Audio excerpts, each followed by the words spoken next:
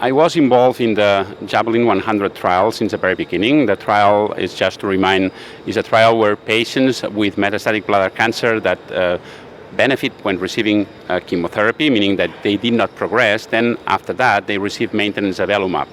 So based on this trial, now maintenance avelumab, that is a type of immunotherapy, is the standard of care when treating first-line metastatic bladder cancer patients. This trial was published in the New England Journal in 2020, and then we have done several biomarker studies. The initial biomarker analysis was already published in Nature Medicine, where we show that tumor mutational burden, PD-L1, and also using artificial intelligence, so a set of markers was able to predict outcome in patients receiving avelumab maintenance. What has been presented at this meeting is additional analysis of the biomarkers. So we have been studying, as mentioned, tumor mutational burden was predictive of a benefit when receiving avelumab. We have added the JAVELIN 100 signature, that is a genomic signature that has been shown predicting outcome of avelumab in kidney cancer. We have seen that when using this JAVELIN signature in bladder cancer in this trial is also predictive.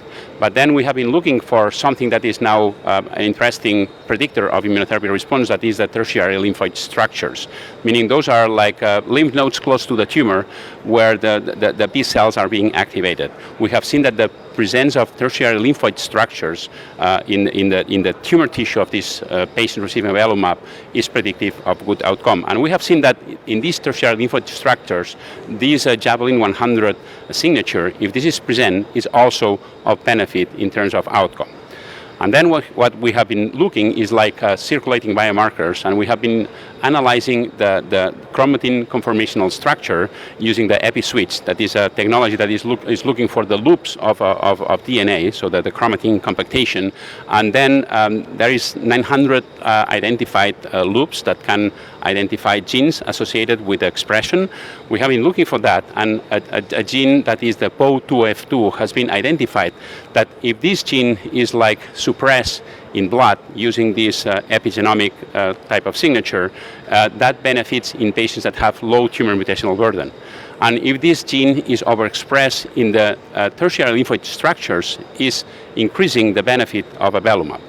Meaning this has been a way to, we have been looking for genomics, transcriptomics, now we are looking for epigenomics.